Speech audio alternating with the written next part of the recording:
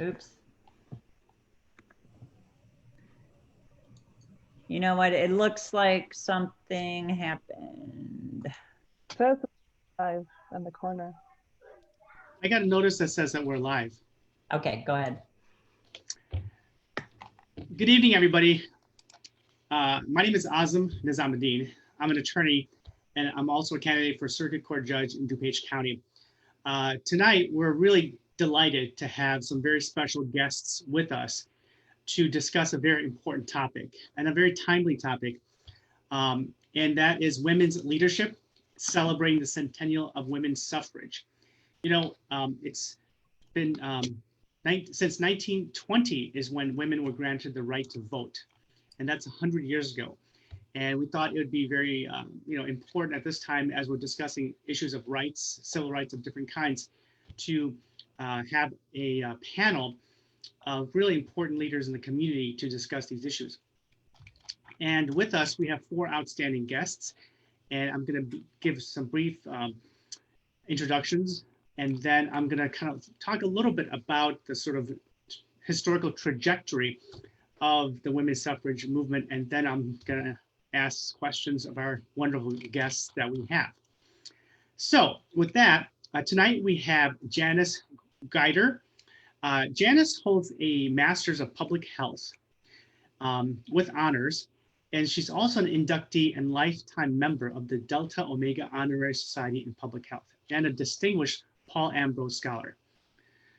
I know her as chair of the Health Committee for the DuPage NAACP, which actually serves more than DuPage, including Ken, Kendall, and Will counties. She previously served on the board for the League of Women Voters in Naperville.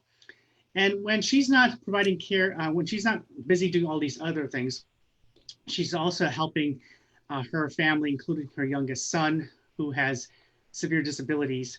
And she collaborates as an editor, writer, and researcher for science and history projects. And her passion is writing, history, and cooking. Also with us is our good friend, Mary Jo Mullen, who has spent her career in life finding ways to help others. Mary Jo is a licensed professional engineer, certified project management professional. She graduated from the University of Notre Dame with a BS in civil engineering. She started her career as an engineer focused on storms and flooding issues throughout DuPage County. Then she worked for FEMA for 10 years, managing major projects. Mary Jo delivered projects and programs for engineering firms for the past 20 years. In 2017, as a result of all the experience dealing with the environment and other things in the community, she was elected as the Lisle Township Supervisor. She's a proud process and planning geek and mom of 3 energetic and hilarious boys. And also, for those of you who may want to sort of give her a hard time, she's a certified Lean Six Sigma black belt. I have no idea what that means, but I'll take her word for it that it's kind of intimidating. Also with us is our good friend Dilara Sayeed, who hails actually from her family, hails from my family's hometown, which is Hyderabad, India. But like me, she grew up in Chicago and then moved to the suburbs. And she spent her entire lifetime really on education and equity for the community. Currently, she's a president of the Illinois Muslim Civic Coalition and CEO of vpeer.com, a platform for virtual community building. But she also has several degrees. I think she's got Dilara, if you'll correct me, a BS degree from University of Illinois and then a PhD from Harvard as well. All right, finally, we are delighted to have one of the most important and respected judges in DuPage County, Judge Bonnie Wheaton, who's a senior judge in the Circuit Court of DuPage County, and in particular in the Chancery Division, which is a very important area of the Circuit Court. She received her cum laude degree from Carleton College in Minnesota, and then a magna cum laude from Northern Illinois Law School, where she was first in her class. And then she did a master's in social work from the University of Michigan. She was in private practice for many years, and then she was appointed judge in 1988, and then ultimately as a circuit judge, and then she was elected as a circuit judge in 1992. and she has been in the Chancery Division for 30 years. And just in case anybody may be asking, she has absolutely no plans to retire. And she has 2 adult children and 3 teenage grandchildren. So I want to thank you all for coming. I hope everyone is doing well. Thank you. Great. So what I'd like to do, you guys, before I get into specific questions, I just want to sort of talk about, you know, we felt that, and I thought it was important in light of the suffrage movement and the 19th Amendment, which was granted and or enacted and ratified in 1920, to just kind of give a little bit of history. As you know, important movements such as the passage of a very important law like the Civil Rights Act of 1965, for example, or 1964, and then the Voting Act of 1965, or any other major, doesn't just happen right out of the blue. There's always some sort of historical trajectory. And one of the things that people forget is that the women's rights movement started much, much earlier than 1920, right? I think we know that. In fact, the first convention of women seeking at least some kind of equal rights with men was a convention of women activists in Seneca Falls, New York in 1847. And it was trying to give women a greater role in society, particularly in public and voting rights, having more property, which they were denied for many years, et cetera. And then finally, you had a whole new area of civil rights that took center stage, which was, of course, as a result of the Civil War. And after the Civil War ended, you had something called the Civil War Amendments that were passed. The 13th Amendment, which abolished slavery, the 14th Amendment, which gave citizenship to African Americans, and of course the 15th Amendment, which gave African Americans the right to vote. Now, all these were challenges because in many states, it became very difficult to even vote because of barriers, legal, social, political barriers that remained, and we know those in the sort of the metaphorical term Jim Crow laws, particularly in the Bible Belt. Anyway, other activities occurred, and then we kind of come to the turn of the century, and finally, as a result of different combinations of women's groups with different interests coming together, finally, on August 18th, 1920, the 19th Amendment was ratified. And that very year, November 2nd, 1920, 8 million women voted across the country for the first time. So it was a pretty huge impact on the political stage of the United States, let alone the social and so forth. And we've really been trying to, continue that process forward. So what I like to ask each one of you is, each of you has a leadership role, and you have been involved in different organizations and different professional roles. And what I like to ask is, what has been the biggest challenge you have faced in your own personal leadership journey? With that, I'd like to ask Judge Wheaton. I think gaining acceptance as an attorney was probably the biggest challenge. When I passed the bar, although there were a growing number of women in law schools, there were still not that many women practicing law in the courts. I believe that there were only 2 women judges. There might have been 3 when I started out. The first woman judge was Helen Kinney. And for a long time, she was the only woman judge. But it was really an old boys network. And it was very challenging to try to break into that group and prove to the judges and to the juries that I was as good a lawyer as my opponent, who was almost always a man. And I do recall appearing in front of Helen Kinney, where there was another woman on the other side, and she actually stopped court and said, "This is the first time I've had 2 women on a case in front of me." And I guess that was a very big deal at the time, but I think all of us have probably heard the old adage that in order to be thought half as good as a man, you have to be twice as good. And I think that was the biggest challenge for me. Mm-hmm. great. Well, what an interesting story about two women in a courtroom. Now it's like more than 50% sometimes, right? Every day. Right, right. Mary Jo, I want to jump to you really quick and ask you because, you know, engineering, right, and science and technical stuff was often the purview of men. And even in Silicon Valley, you know, there's this sort of tension going on between whether women have more space to be engineers and so forth and entrepreneurs. And I want to ask you what kind of leadership challenge you face as an engineer in your profession. I had a really similar experience that women were very much the minority when I started out in engineering. It's become more balanced also, I would say. When I left my last engineering firm and started my business, there were a lot more women in design roles than there were when I started. But it's not only a male-dominated industry, because engineering also is very related to construction. There was a different vibe about that also. So it was hard for a lot of the firms to believe that I was capable of doing all of the work that the male engineers would do. I was denied a job coming out of college because they didn't think that it would be a good fit for me to work in the field.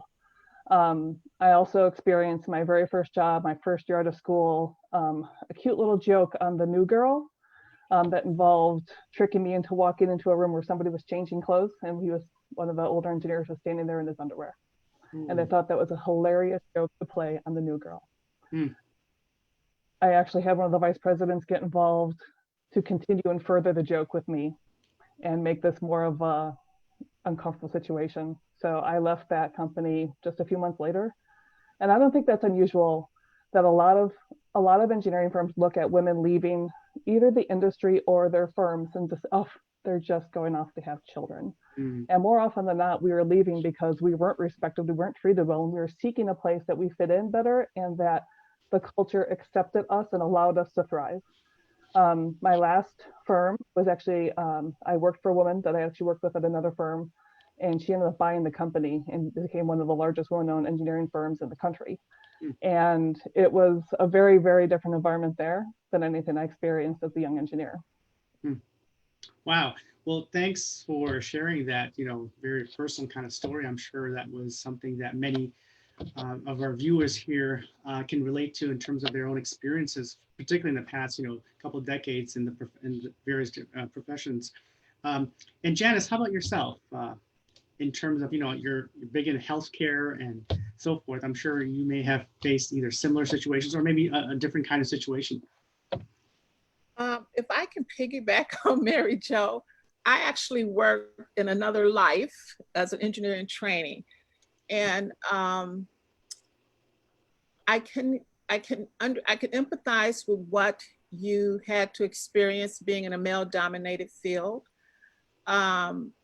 What I found more challenging than the men, though, were women. There were very, very few women. I was I was the only African-American woman in our organization in this area, one of two across the country. And most of my challenges actually came from white women who were very, for lack of a better word, not very reliable partners. Kept us guessing. And in a strange sort of way, I actually got more support from the male engineers than I did most times on white women. And that has kind of followed through on some of my adventures in other chapters of my life. More recently, as a board member with the League of Women Voters here in Naperville, I finally resigned because, and again, this goes back to the experience I had working in corporate America, where I felt, and initially I took it personally, but as I talked to the few other African-American women to share my experiences, they assured me I was not feeling this by myself, that this was something that they too had experienced. And something I think Bonnie said, twice as good. Growing up, I I remember the pastor of our church telling us we had to be twice as good because the battle to be accepted was going to be twice as hard as a woman and as an African American, and I've had that experience. But I was reading something earlier in preparation for this meeting, and I was absolutely stunned. And if I can find those words, I'll share them with you, that another noted abolitionist, suffrage Black woman, when she resigned from her work with the League of Women Voters back in, I guess around in the early 1900s, some of the very words she used to express her disappointment in the organization and feeling like she had been betrayed by her white sisters, I actually used, without reading her words, I actually used in my goodbye letter to the League. So challenges are a little bit different. And I believe, in conversations that I've had with many of my African-American female friends, we do have to be twice as good. We do work twice as hard. And we do constantly run upon situations where our opinions are not valued. We are tolerated. And at some point, we get to a place, I got to a place where I said to them, and I say to anyone else now, I am not checking my dignity at the door anymore to serve. There are organizations, which is one of the reasons I moved into the NAACP, which I had been a member of in high school, because I felt this is an opportunity for me to volunteer, to serve, to do something that I'm passionate about, to make a difference, and to have a voice. And all too often, and I hope we talk about this, all too often, the voices of African-American women, the voices of other women of color are sort of shut out of the conversation. We are tolerated to some degree, and that tolerance comes because we tend to accept things, thinking we want to be part of something, okay, part of the group. I hope as these discussions continue that there's a wake-up moment. I mean, we are in the midst of one of the greatest social justice acknowledgements in our lifetime. So I'm hoping what comes out of that is respect. Someone said to me the other day, and I'll say this and be quiet, why is it so hard for people to just treat others with decency and care? That's all it is. If we do that, we could probably eliminate a lot of the issues we have that focus around discrimination, racism, and bigotry. That's it. Okay, thanks, Janice. I'll go to you, Dilara, and I think that Janice raised, an interesting perspective of not only being challenged or facing challenges as a woman, but also a woman of color. And someone, with your background, I'm curious as to the kind of things that you faced as, a woman, but also a person, an Asian, a Muslim, with that kind of background, and what kind of things that you faced as you were trying to, develop your sort of journey towards leadership. Mm-hmm. I want to thank you for having us. This is a very critical conversation, and I want to thank each of the women here. I want to honor and sit in honoring what each of you have done, right? And what each of you are doing, because we need to also just respect and honor that space. I'll start with saying the strongest leaders I know, regardless of any other thing, bring their whole self to leadership. They bring their authentic identity, all of it, to leadership. But for some of us, bringing our whole self and authentic leadership is also our greatest challenge. As Janice said, and Judge Wheaton have said, and Mary Jo have said, we're all women. We bring that everywhere we go unapologetically, but it doesn't make it easy. As Janice has said, Azam, you, I, and Janice are people of color. We bring that to our work, but it doesn't make it easy. I bring my faith, I wear it on my head. It doesn't make it easy. I bring my other identities as a wife, as a mother, as a friend, as someone who's a very high achieving, ambitious, and wanting to serve, and make the world better. All of these things are a part of who we are. It comes when we walk into a room, and it's the way we lead, but it is a challenge because either one thing or another will be overwhelming to someone. And I'm tired. And I think Janice has said this earlier. We can't be thinking, oh, you know what? South Asian women aren't supposed to be so outgoing and friendly and so, some people will say stubborn and other people will say assertive, right? So like, how do you then present yourself? Well, then I'm like, no, I present myself in the way that I am. Right? Or women shouldn't be a certain way. Really, what should women be like? How about I just be me? Or someone who's a Muslim should be a certain way. Really, what would that look like? I'm just going to be me. So the challenge is managing people's expectations and being our authentic self. And more, we are choosing to be our authentic self. And I hope it's going to work because we're not going to be any other way. Well, great. Some excellent points there. This leads to actually, I think, your comments about the challenges, sort of particularly the last couple of comments leads me to a question that I was going to say for later, but I think we'll ask right now, which is, and this is to all four of you, and whoever wants to jump in, feel free to do so. Have you ever felt the need to tone down or modify your personality, in order to be accepted as a leader for either a company or an organization? In your experiences? Yes. Mm-hmm. And it goes back to managing others' expectations of me, which I can't do. Okay. I mean, just hearing that, it's like, that's impossible. I cannot manage your expectations of me. And there's a group of very dynamic, intelligent scientists, Black women in public health that I belong to. And these are Harvard doctors, Yale scientists, Johns Hopkins, all over the country.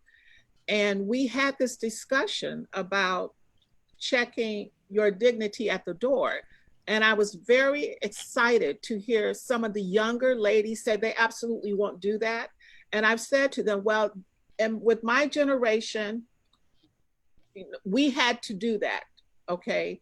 But when I think back to my grandmothers, my great-grandmothers, and I think back to the original, the trailblazers, the abolitionists, the women's suffrage ladies, what they had to endure to be part of this movement, from being, African-American women were told they had to march in the back of the line by white women, by women that they were supporting.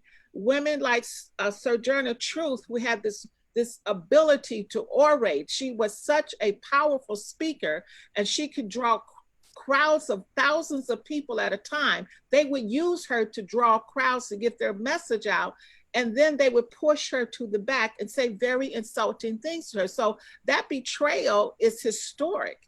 And I'm so happy that younger women today are saying, well-educated women who are very productive with their lives are saying they're not going to do what I did. And I'm not doing what I did anymore. Mm-hmm. I'm in a rather different position because as a judge, I'm constrained by the Code of Judicial Conduct. It's very clear what I can do and what I can't do.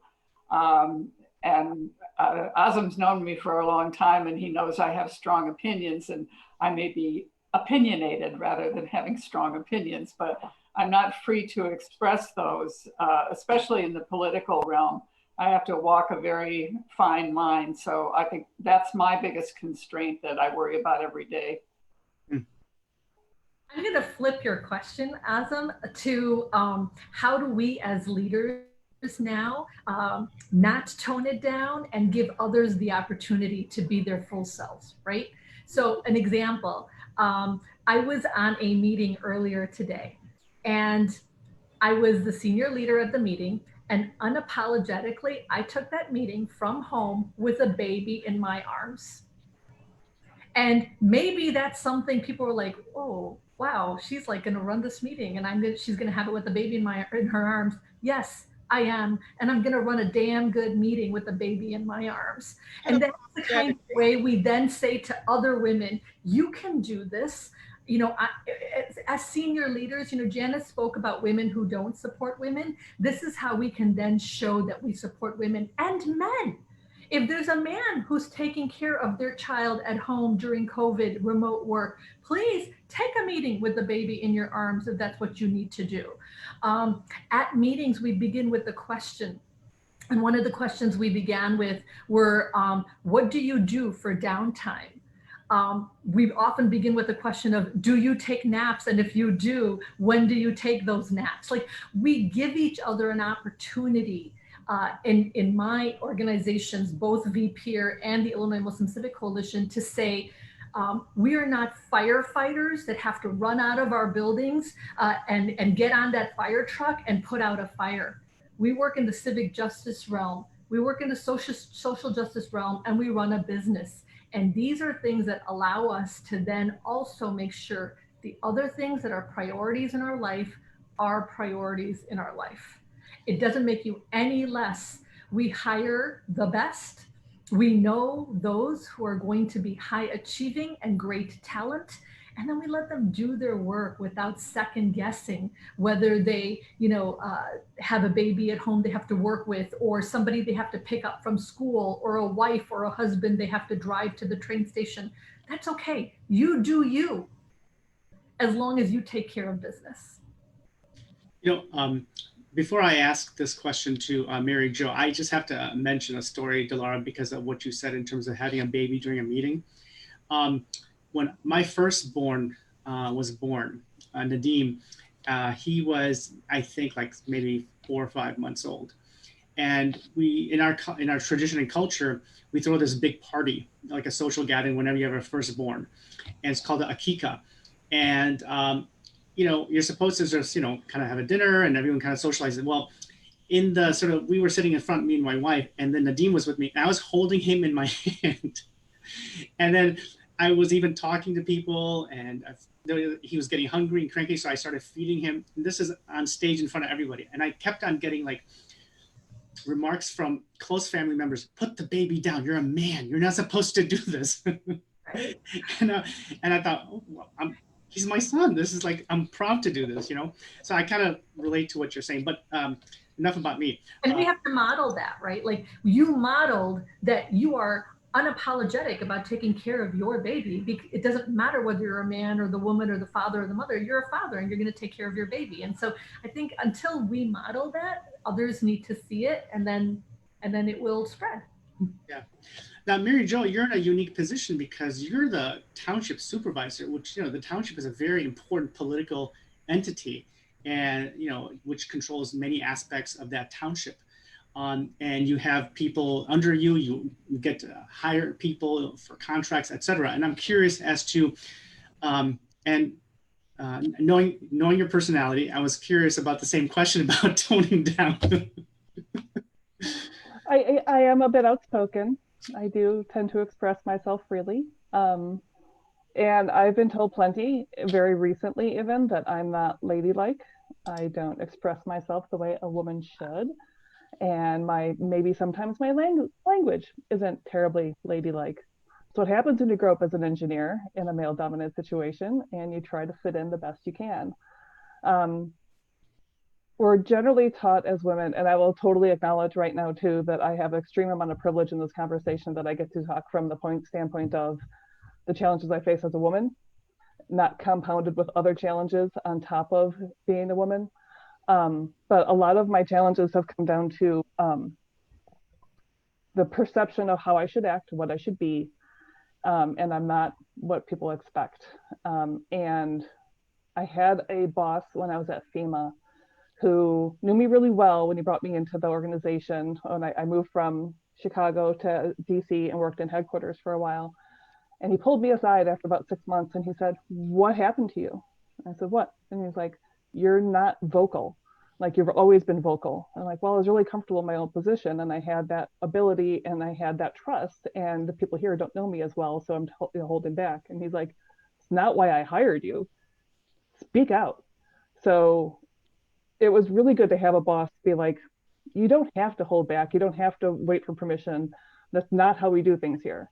And I think the stereotype, at least, of women is we are told to be quiet. We are told to respond when asked, but we're not expected to be in a leadership role, speaking out, speaking our mind, and trying to enact change.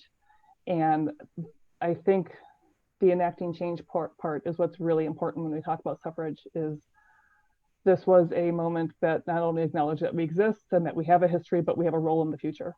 And I think we have to use our voice every chance we get, use our leadership skills, be leaders, and step into the picture, very much to what Dilara is saying, and be what we want our next generation to be as well. Show them by example what a strong woman looks like, what a leader looks like. So speaking of leaders then, you know, in the past, I would say 10 to 15 years, particularly in management and the corporate world, there has been a tremendous growth of what we call emotional intelligence, right? In terms of leadership. Like, historically, I think we can pretty much agree that in the areas of management and CEOs, there was this feeling that a strong leader, a strong male leader, really ran the corporation. As someone, even along the lines of not necessarily Donald Trump, but at least someone who showed authority and, you know, who can just, you know, scream and yell at people if they needed to. That was a sign of a good leader. And research has shown really quite the opposite in the past, even a couple of decades, 15, maybe as far as 15 years, that's showing that rather emotional intelligence is more important. And that led me to sort of ask this question is, do you think that women have different leadership styles than men? And if it's different, is one better? I mean, is there an advantage to women having, women being leaders as a result of the different styles in leadership? And if you want to go right off the bat on that, Mary Jo, just to pick up on it, you can, or anybody else can jump in. Sure. I think, I wouldn't say uniformly this is the case, but I think women tend to lead by consensus more and build relationships more, and as part of their leadership style, where traditionally, like you're saying, men would be authoritative in their leadership style. I think that's changed, like you said, with the onset of really understanding emotional intelligence and being more aware of the audience you're speaking, taking in that response. I actually did training in my last job on emotional intelligence, which was kind of exciting to teach to people who hadn't really been exposed to it yet. But I think one of the things around a more collaborative leadership style is I think you get a lot more accomplished without causing pain. I think you have to create and develop a better culture within your organization when you have a more collaborative relationship building style. I have you've heard me talk about this before, that one of the things I'm most proud of actually in my role as supervisor is I serve on a bipartisan board. There's 2 Democrats, 3 Republicans on our board. And it was tense to start because it was the first time we had both parties represented in the board, at least for a very, very long time. And I really worked to establish those relationships and build those relationships so that we could be a functional board. We could get the work done and represent what the residents of our township needed.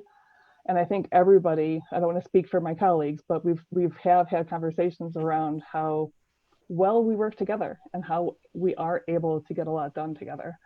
And I think I leveraged that collaborative style in order to accomplish that. And I think that's really important for anybody as a leader, to be focused on people and be focused on relationships, not just slamming your fist or stomping your feet. Mm-hmm. Anybody else want to chime in? I think you get the best out of people when you make them feel that they are valued and that their opinions are listened to and evaluated on their merits. I know as a woman attorney, I figured out right away that I would never be as big as most of the men, and I would never have as deep a voice as most of the men. I called it sizeism and voiceism. So you have to figure out different ways.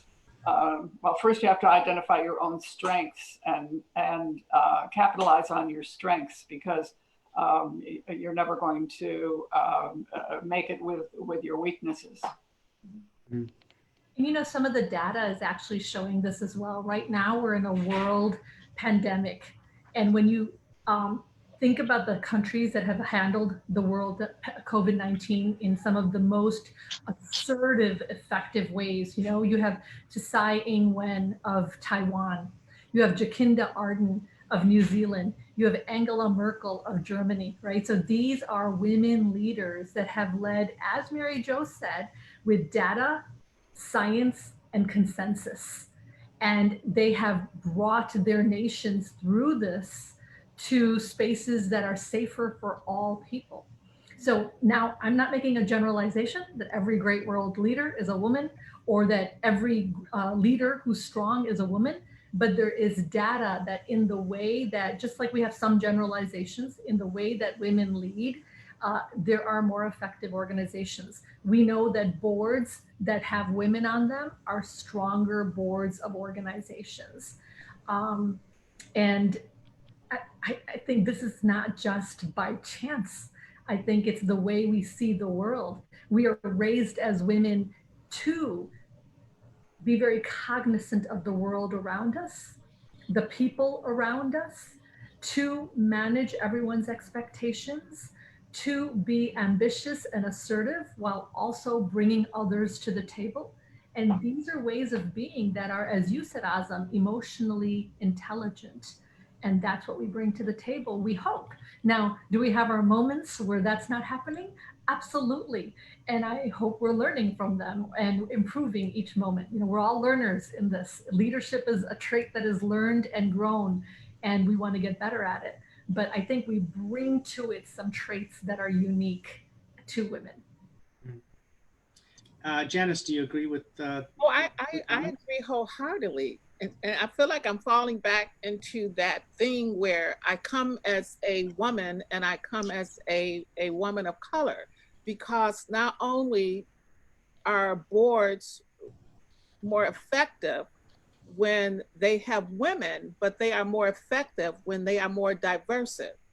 In our diversity, we find strength. And if you're collaborating, but you're only collaborating with people who look like you, then the collaboration is weak on its basis.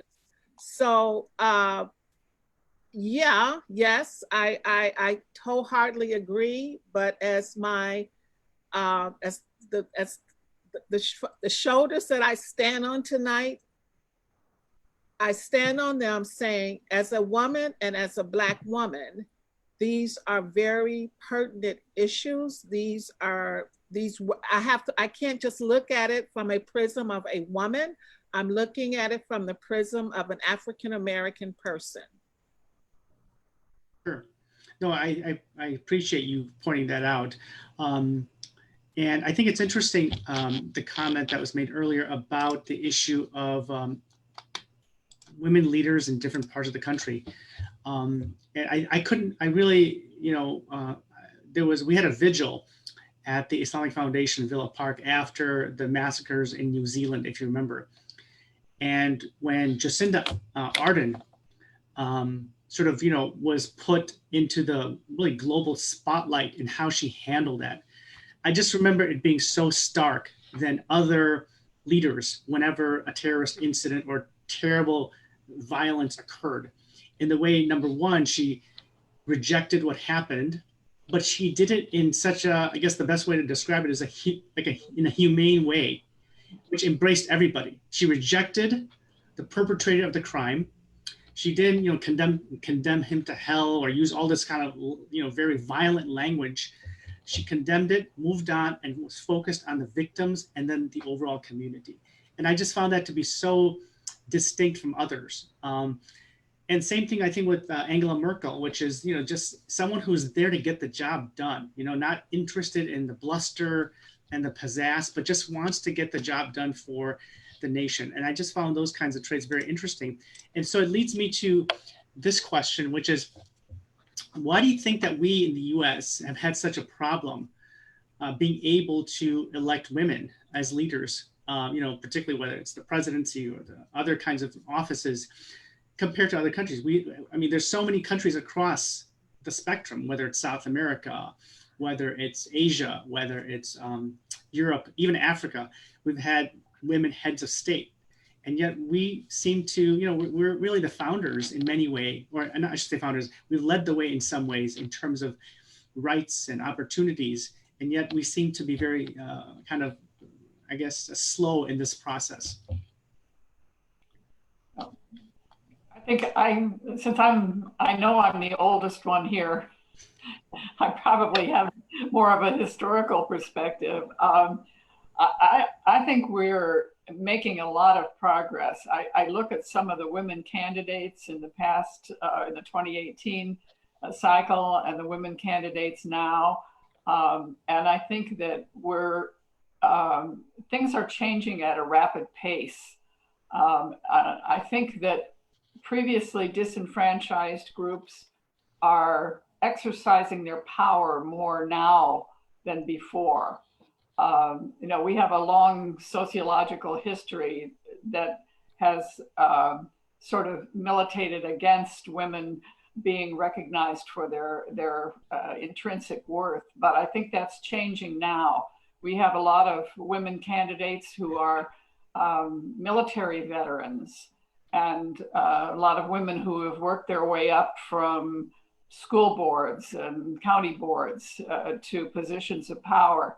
And I think we're going to see that change rapidly, not only in this election cycle, but in the next few election cycles.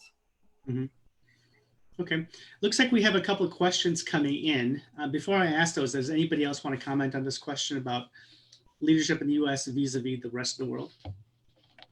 I actually had a conversation with a friend earlier today who told me a story of one of her friends moved to Texas, and her friend was very religious and was seeking a prayer group that brought together several faiths.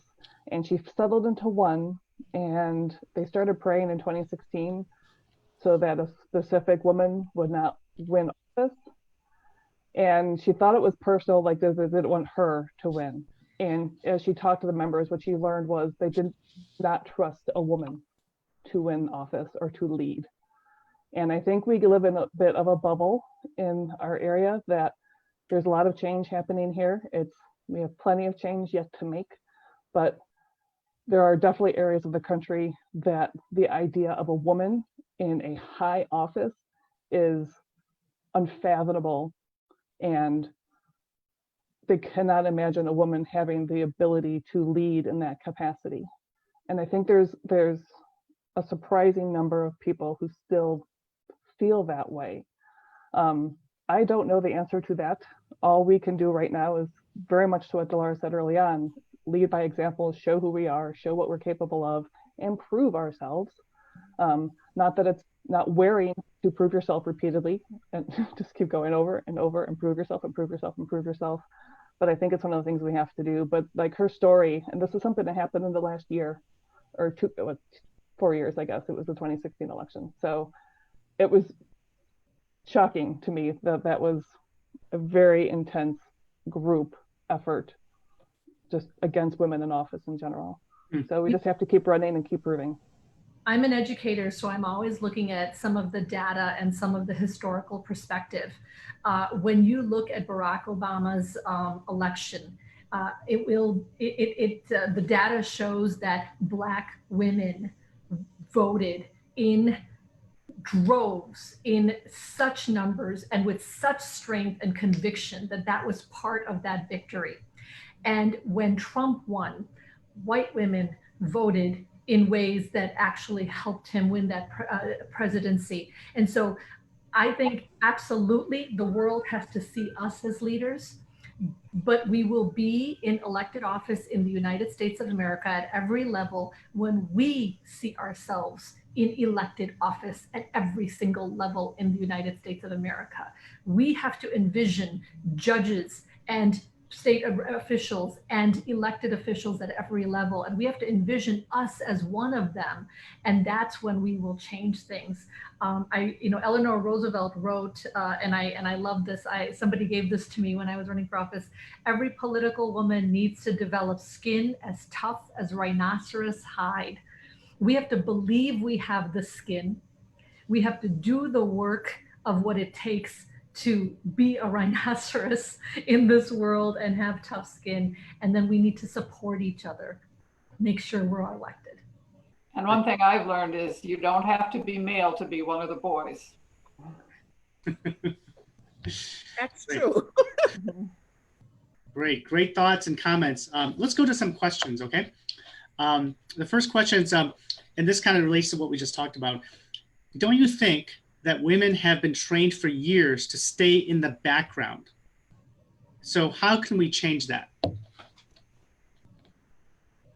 I actually had a conversation shortly after I won office with somebody who was exiting, saying, I was lucky. My wife took care of my kids. What are you going to do about your kids? Who's going to take care of your kids? How are you going to manage your family? Because there's this belief that we are in the background. Our job is the family and the home only, and you have to do that and not the other things. And I think a big part of it for me is not work-life balance. I think that's a misnomer. I think it's about work-life integration and being able to integrate all aspects of your life, the things that you care about and the things that you're passionate about into your whole life, and not letting it say, this is your role, you should be back here, you should be doing what I think you should be doing. But to decide what you're passionate about, what you care about, what you want to be involved with, and what you want to do, and then achieve all of it. Work on how you integrate that into your complete life and your complete family and make it happen. If I can add to that, I think too, women must become conscious actors.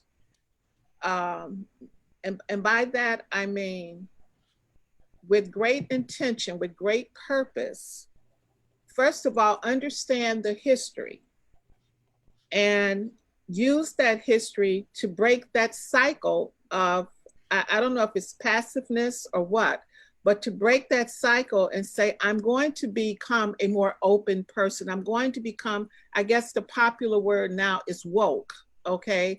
And understand that everybody has to be valued if I'm going to be valued. You know, the irony in not valuing others is that we devalue ourselves, you know, and as a leader, when you fail to value others, there's no effective leadership there. So we have to, as women, and I'm saying we have to become more conscious actors and not to be redundant, but seriously think about, what are we doing? What are we modeling? What are we changing? Mary Jo, if I may just for a minute, I had a friend and we made a bet, and I'm not a betting person, that I betted a woman would win the last election because just by the mere number of women out there. And she said that will never happen. Now she honestly believes, and this is a very scholarly woman, she said that will never happen. And you know what her reason was, or explanation was for why she said it would never happen? And I said, well, you know, I'm like, what? She said, white women, they will never vote for a woman to become president of the United States. And I found that very disheartening. And, you know, the morning after, when I recovered, I called her and I said, I'm so sorry. I don't know why you were right, but you called this. But we have to be better actors. We have to think about what our actions portray, and by design. I want this to happen, or I don't want to happen. It's up to us to break that cycle. Mm-hmm. Great, conscious actor. You know, go ahead, please. I was just there's another question that came in. So if it's okay, I'll ask that, which is, someone asked, do you feel, now this is kind of getting into some of the more contemporary issues that are happening in the country. Do you feel a woman police officer compromises her personal integrity in order to be accepted by her male counterparts? I think the same question could be asked of a minority male police officer. I think anyone who is not a white male police officer faces a lot of internal struggle. I don't know what the answer is. Mm-hmm. Yeah, well, I think anytime you have somebody in a role of being, as you guys suggested, not only a woman, but a person of color, and then you have a sort of power dynamic involved in that, right? That's always very complex. It's a very complex relationship, and a person of color imposing power over others in a way that, people may not appreciate or like, or that seeks to emulate what other people have done in terms of imposing power on them. And when a person of color perhaps does it, or a woman does it, perhaps, it's a different reaction, right?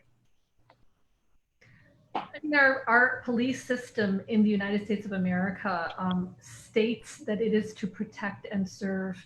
But in reality, if you are a person of color, and the darker your skin is, the more this is true, you are here to protect other people from and to incarcerate. So this system works for what it has been developed to do. Yeah. And those who are women or people of color within the system, or even ethical white men in the system, will find it challenging to work in a system whose really unintended outcomes, or some will say intended outcomes, are to perpetuate racism, perpetuate systematic injustice. So it's not just a woman, but a person of color or anyone of ethics really has to rethink policing right now, as we all have to as a society. Yeah, and I would expand that, Dilara, to anytime you are placed in a position of power, the power to make decisions not only of life and death, but power of imposing a financial burden on somebody, a legal burden on someone, or a political penalty of some kind. If you are a person of conscience, that should trouble you. In other words, that should make you think twice and really,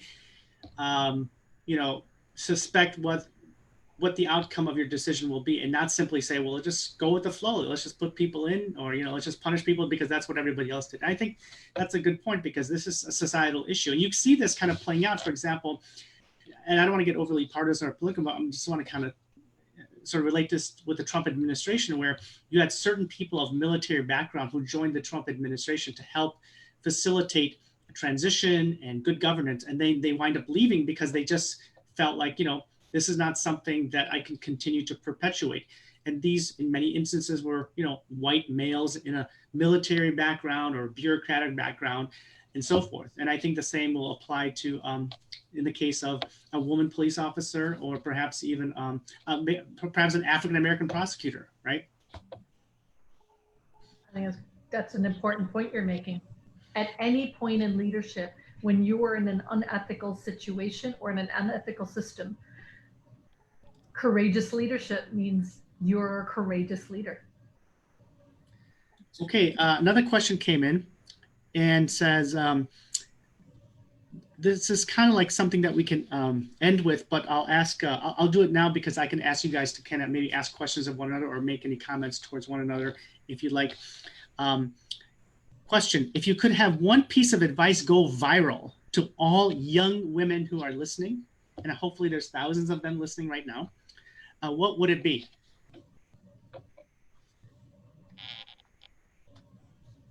So go ahead, whoever wants to jump in, we'll just go in order. A friend of mine when I was in law school gave me a great piece of advice. Don't compare your insides to everybody else's outsides. If you think everybody knows all of the answers, you're wrong. They're just as scared as you are. But you have to believe in yourself that you can do it, and you have the skills and you have the power, and just go for it. So you said, don't compare your insides to other people's outsides? Right. Oh, inside, you're scared. Outside, everybody else looks like they've got it knocked. They know what they're doing. Right, that's great. Believe me, they don't. Right. Yeah. He says, so don't believe everything that you see people posting on Facebook, enjoying their lives. Right. Had a similar question with this group of young health professionals I'm a part of. And what I said to them, I'll say to whomever, eventually we run out of tomorrows. So just do it today.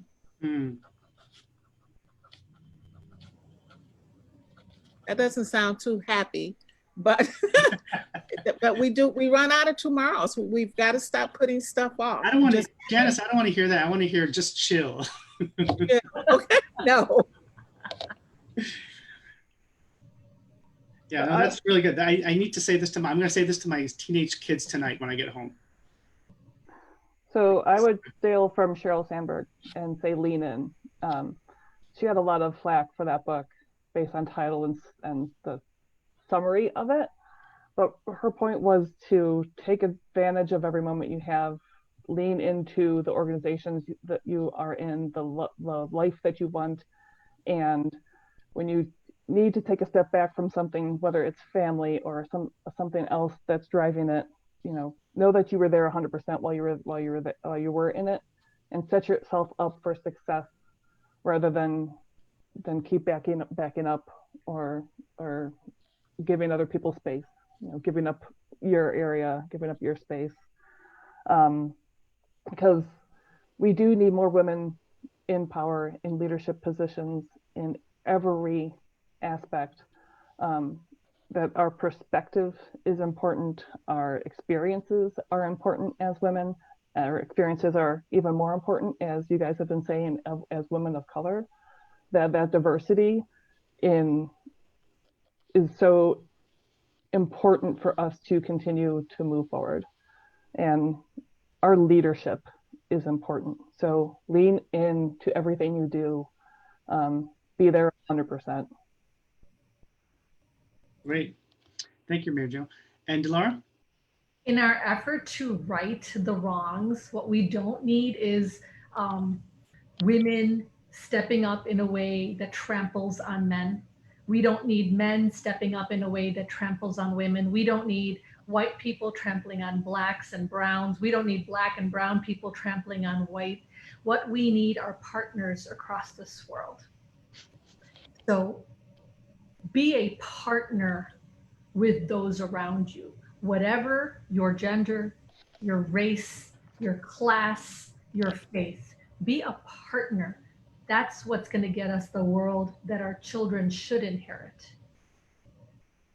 True. Great. Wonderful. So we're approaching the 1 hour mark. Does anybody have any either final thoughts or, actually, I do have a question if you don't mind. I will make this really quick, like a 20-second answer.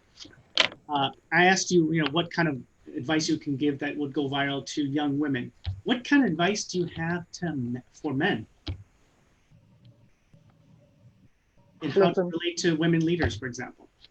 Listen. Just listen. That's even one word. Less than 20 seconds. Be a partner. Okay. I'm going to go with the partner thing. I like the listen thing. Awesome. Well, that's great. That's easy to remember. Listen and be a partner. There you go. Listen and be a partner. Easy. That's easy. Great. Well, this has been a really wonderful conversation. I really am really happy we did this, and I'm really happy that you joined me for this conversation. I really want to thank you, and I'm sure that our listeners and viewers really benefited from your wisdom, your experiences, and your empathetic sharing of your own personal stories. And I think that's very important. With Judge Wheaton, who said, don't compare your insides to other people's outsides. With Janice Guider saying, eventually we will run out of tomorrow, so just get it done today. It's 8 o'clock. Mary Jo saying, lean in. and don't give up your space. Share your important experience, leadership. And Dilara saying, don't trample on others, but try to become a partner, particularly if you want something to strive for and achieve something. I think these are very valuable ideas and suggestions that everybody hopefully can use. And I really want to appreciate all of you. Once again, I'd like to thank Judge Bonnie Wheaton of the DuPage Circuit Court, Jo Mullen, Supervisor of Lisle Township, Dolores Aide of the Peer and the Illinois Muslim Coalition, and of course, Janice Guider, educator, health person, expert, and with the NAACP. Thank you all so much. I look forward to seeing you guys very, very soon. And of course, stay safe. Azam, thank you. This was quite enlightening. Thank you. Thank you, Azam. Thank you for listening and being a partner. Absolutely. Absolutely.